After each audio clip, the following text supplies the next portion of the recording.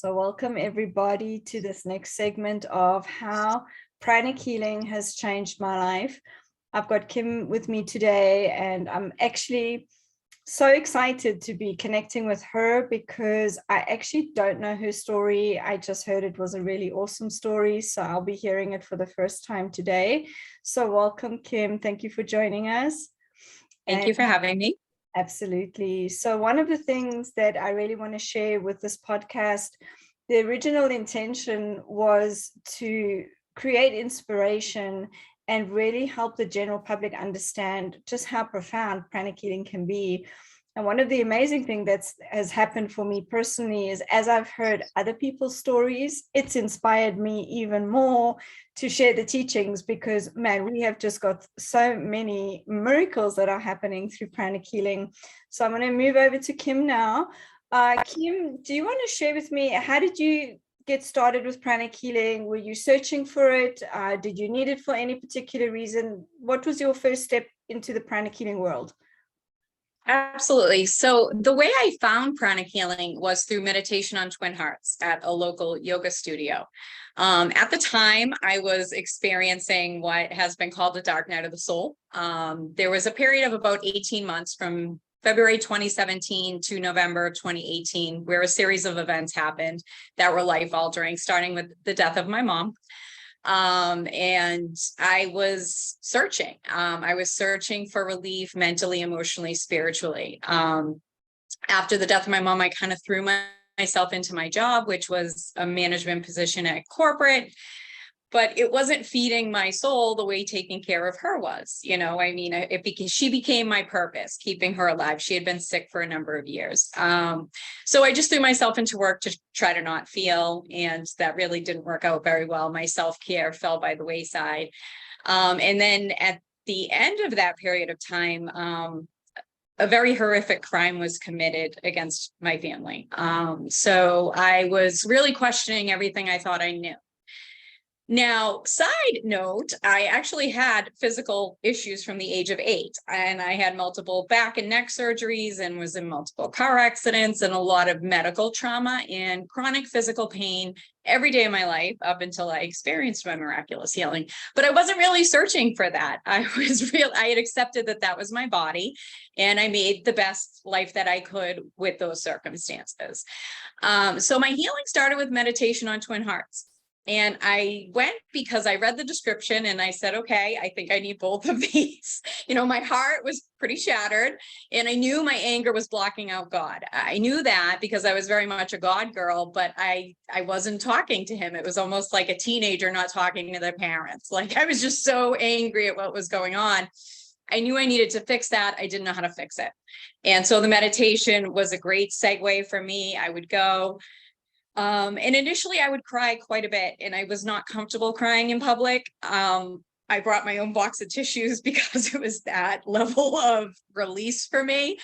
But as uncomfortable as it was for me to do that, I would come home and be able to sleep and feel the slightest bit better where I wasn't sleeping. And so I said, okay, something's happening here. I don't know exactly what it is. And that is how I found the basic class.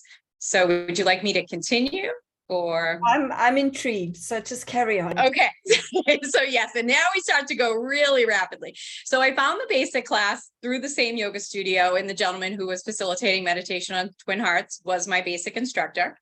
And it was set up sort of like the 4 Saturdays, which usually it's done in a whole weekend, but mine was 4 Saturdays. So when I completed that class, I knew that there was something happening and I was intrigued. I had searched out alternative modalities for many, many years, starting in my 20s.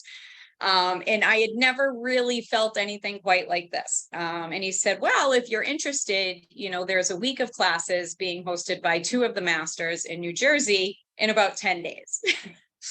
And that was a quick turnaround time, right? From meditation straight into basic. And I mean, you learn so much in basic, but then to go and do all those future classes, wow. So you were on the fast track, like you were definitely in the right place at the right time.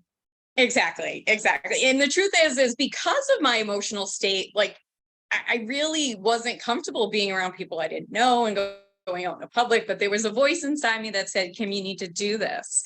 And so I did it. I took a leap of faith and I went down there, and, I had even scheduled not to take a couple of the classes because at that time my body needed what I call down days. And those classes were from 9 a.m. to 10 p.m. and they never ended on time. And I'm like, that's kind of a grueling schedule for me. But I went and I took advanced and I took psychotherapy. And I like to say it's the strangest lottery I ever won, because Master Marilag wanted to choose someone with the most issues. And at the time I had quite a few. And she picked me to be healed in the crystal class. And she picked two of us. Yes, she did. And I was, I had no idea what that meant. But I was so wide open. I felt like I had all this stuff and I was willing to let it go, but I didn't know how to let it go or remove it. I didn't know that it could be removed. So she told me to just kind of float off and not pay attention, even though I was in the class. And she did a ceremony called laying of the crystals. My entire class participated. It was absolutely beautiful. What I do remember is laying on the table and my whole body started to vibrate.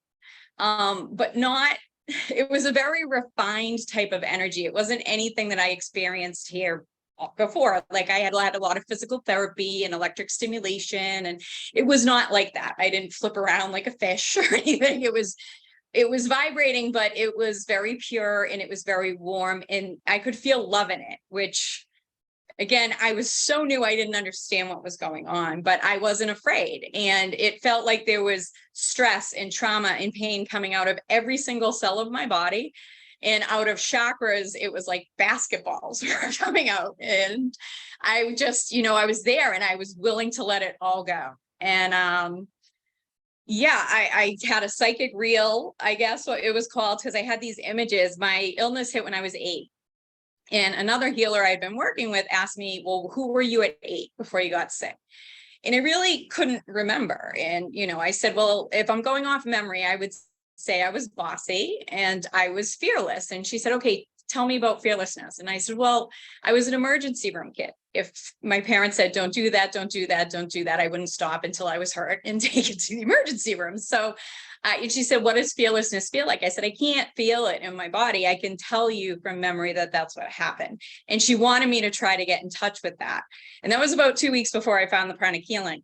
And so while I was on the table, I had images of myself before I was sick, running and playing and not being in pain, and my mom kissing me on my cheek, and I was crying. And, then when I went to go get up, it was almost like I was pushing against something, and it was almost like a shell or a skin that I had shed and left behind on the table. And, Master Marilag was very clear with me. She said, look, I'm pretty sure I took it. She said, I've given you a whole new body. I can't do anything about the hardware that's in there. That's in there for life. But what you need to do is you need to push your body. You've had a body you couldn't trust your whole life. And so you have a lot of default programming that you're going to need to correct. And every time you think, I can't do that, this is going to result in 4 days in bed, or whatever those thoughts are, you need to just not get angry or not put too much energy, but just kind of refocus them and say, I'm going to try that, see what happens.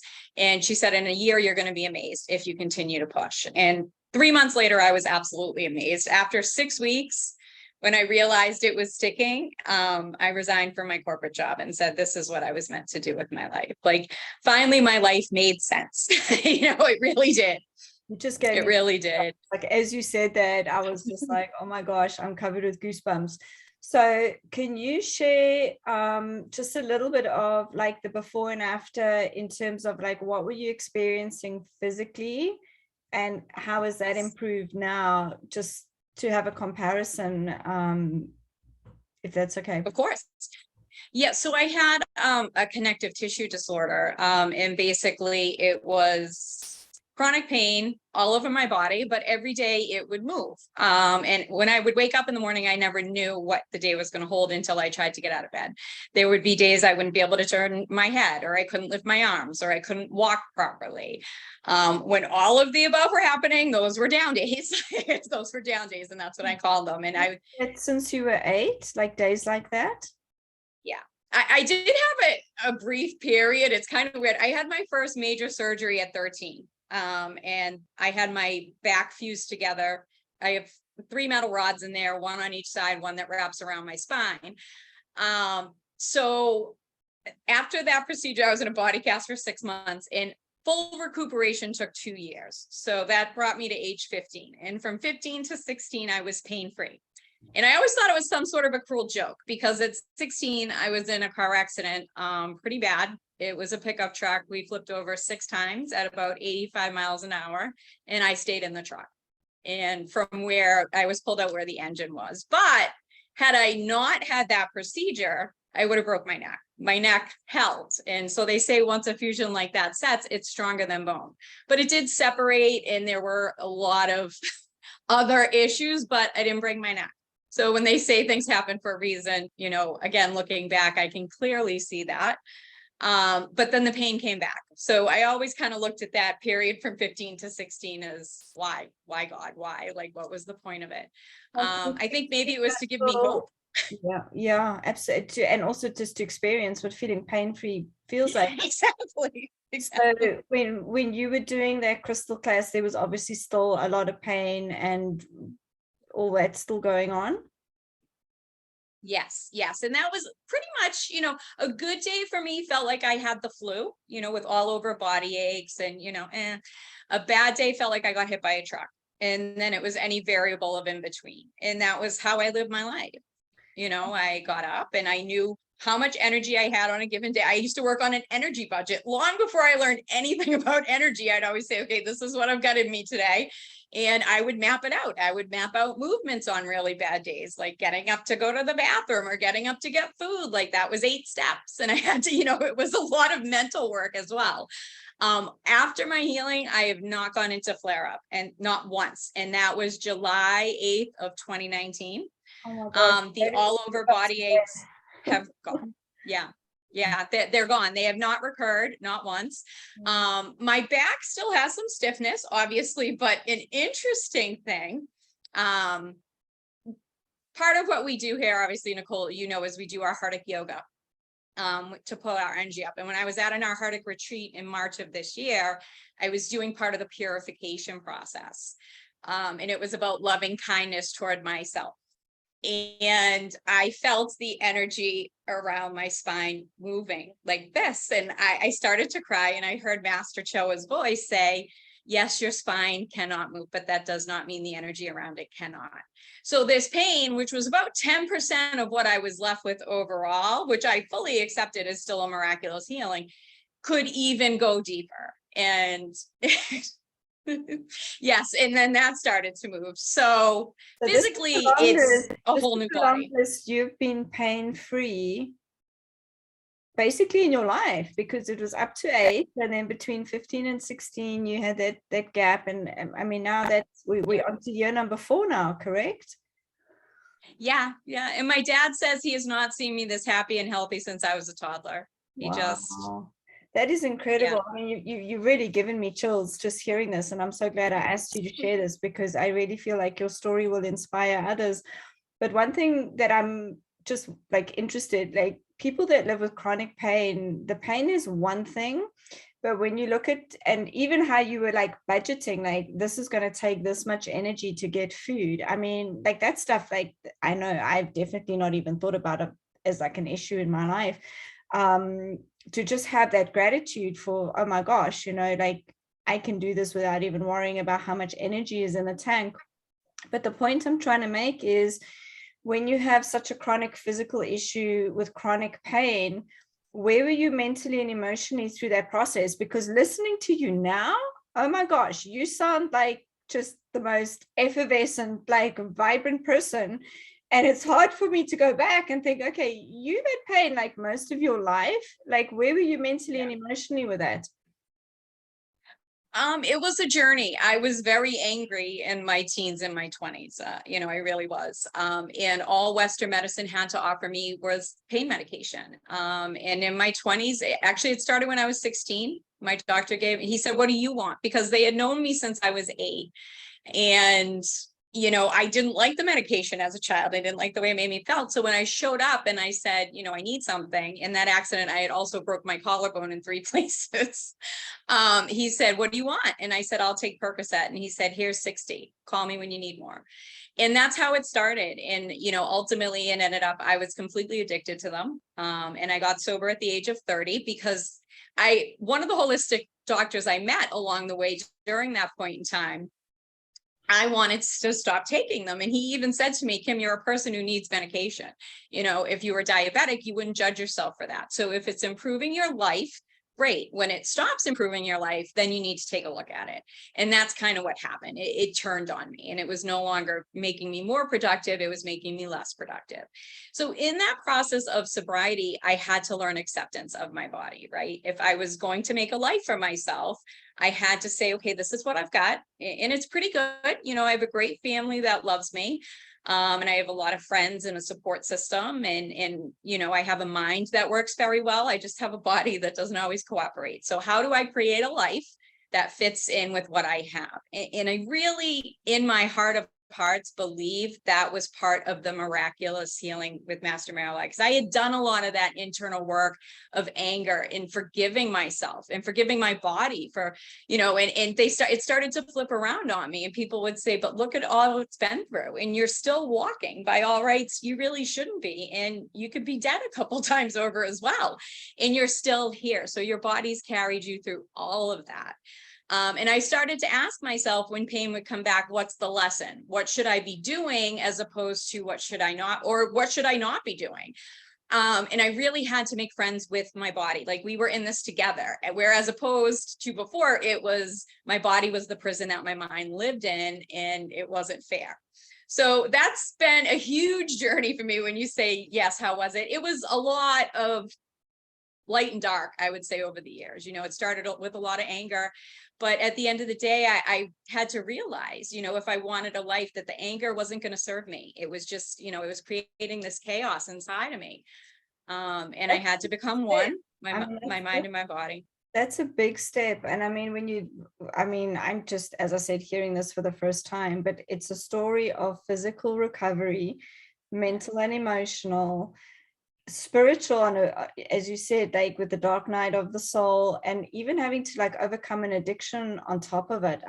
Some people, and I don't want to minimize, but are only dealing with addiction, not with all the other stuff as well. To have all of that just in one lifetime, in one body, in one person, and to hear you and see you now sharing this incredible story, that is such a source of inspiration. And I just want to share, I often say it, the very first book that we get in Pranic healing by our teacher, Master Choa Koksui, is called Miracles Through Pranic Healing. And I don't know who decides whether it's a miracle or not, but I would say this is a good one for the miracle book, right? Absolutely, without a doubt. And as far as the healing on different levels with Master Marilag, like the mental, emotional, and spiritual, like I felt God while I was laying on that table. I didn't know it at the time what it was, but it was this enormous amount of unconditional love. And I just felt like wrapped in a blanket, even though there was nothing on me. And then the trauma that a body accumulates going through all that, right? Like, I had done research because I was curious in sobriety, like, how do I get rid of some of this stuff? And I had learned that through breathing and movement, you can move it around, but no one had ever told me it could be removed. No one, until I got to Pranic healing. I didn't even think it was possible. So it surpassed any expectation that I had for physical relief. The emotional, mental, like I said, I had done a lot of work for that, but the trauma is still stored in every cell of the body, right? And so, like I said, when I was sitting there, I didn't realize it, but it was coming out of every cell of my body. And what I feel that it did is it allowed me, like, it cleared out the wreckage of the past, and it allowed me to come home and walk through a situation that was really, really painful. Like I said, that crime thing. but all that built up wreckage over 37 years was that weight had been lifted. And so I could come back and I could look at it just in this one thing as what it was. And that was hard enough to do on its own, but it didn't have all the rest of the baggage too. And that's one thing I like Pranic healing is, and I often say it to students and to clients, we can't always control what goes on in our environment, but we can control our reaction to it. And that is such a key thing when you look at the practice spiritually of what we do in pranic healing with the Arhatic yoga. It really is our perception and understanding and acceptance and being able to let go of the past and really be in a space of gratitude for all that is happening. That is just amazing. So let's fast forward. So you had this miraculous healing, which is just amazing. And then it looks like your life did like a 90-degree turn and just went in a whole different direction. Where are you now? What are you doing? Share some of that with us, please. Absolutely. So like I said, 6 weeks after my healing, I was like, this is working. This is sticking. I could feel things going on in my body that I had never felt before. And it was healing, right? It was doing healing things. And so, but, I didn't know that. But anyway, I resigned from the corporate job and I immediately, I think in September 2019, joined the teacher training program for pranic healing. I said, this is what I want to do. I want to not only help people to heal, like as a healer, and I joined the certification as well, but I also wanted for me to teach people how to heal themselves, like the empowerment of being able to take control back when you feel like it's something that you've never had, or even if someone has, an illness later on in life where they just feel completely out of control of what's happening, dependent upon doctors who may or may not have answers. If it's a chronic autoimmune condition, like there's not always a lot of answers out there. So to be able to empower people was really at the focus I love to teach. So now I am an associate certified pranic healer. I am currently going for my next level of certification. I am also a basic pranic healing instructor, both through Pranic Healing Boston in Massachusetts. And I also mentor people that are on their path and certification, which to me is such a gift because I get to be part of their pranic healing journey. And we learn so much. Like even as mentor, I learned so much. People come with their own gifts. And I believe that, we're not randomly put together at all. I believe we're all learning from each other and sharing certain experiences for a reason. So yeah, I've written a couple of articles for the Pranic Healing magazine that went out about the COVID healing pods. Oh, that was something. I led a COVID healing pod for 2 years, 5 days a week. And that was just a service that us pranic healers did for the world. We healed COVID patients around the globe. And we had impact. There were 3 cases that I knew about and maybe many more that I didn't, simply because of privacy reasons, right? Some of the patients we got were from hospitals. So we would get initials and whether they were male or female, and that's it. We never knew the outcome except for they recovered or they passed away. But some of the people that we knew personally, we had 3 miraculous healings where they were, intubated, lungs are failing, other organs are failing, they weren't producing urine, possible brain damage. And those 3 people are alive, walking around to this day with really no long lasting effects. So not only my own miraculous healing, like I've actually been a part of other people's. And that's just what I wanted to say. Exactly. You went from the space of it's 8 steps to get to the fridge to feed myself. And now when everyone was taking a vacation over COVID and, staying at home, you were actually going out and energetically doing more. And that's the thing I love with pranic healing is all of us are energy. When we break it down, that's who and what we are.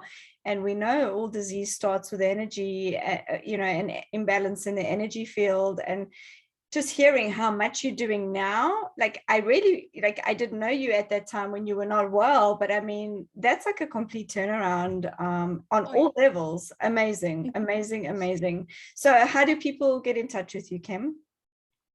They can reach out to me through Pranic Healing Boston. So it's phboston.com. Awesome. My email address is kim@phboston.com. And I'm also on Facebook. Well, but that's under Kimberly Donaldson. Okay, fantastic. So if you're in the Boston, Massachusetts area and you feel inspired by Kim's story, you know, the one thing I can really say is when you've experienced something on a level like that, your empathy and compassion in terms of working with other people, it's just on a level unlike anything else. So if you're feeling called to connect with her, please do. Your story really has inspired me. Yes, one more thing. One more thing, I forgot to mention meditation on Twin Hearts, which I also host on Tuesday nights at 6 p.m. and Thursday afternoons at 1 p.m. And the meditation itself is free. If you would like to experience healing during meditation, that's only an additional $15, and that can give you a little taste of what pranic healing is. It's nothing like a private session, but it is a little bit of a release. For newer people, it's a nice way for them to try it out. I love that idea. And that's the thing. I mean, we're so passionate about sharing it and sharing the meditation on Twin Hearts and having the opportunity to just experience a little taster of pranic healing. To do that with the meditation on Twin Hearts is fantastic. So thank you, Kim. Oh my gosh, what an incredible story. And I just wish you every success in your future as a pranic healer. I know you've inspired me. I'm sure you're going to inspire many others. And hopefully you can help just share your story and help a lot of people through pranic healing. So thank you. Thank you for sharing with me today. Thank you so much for having me, Nicole. Truly, it's a great opportunity, and I really, truly appreciate it. I love talking about pranic healing. I love talking about Master Choa. It has truly changed my entire life. So thank you. Thank you.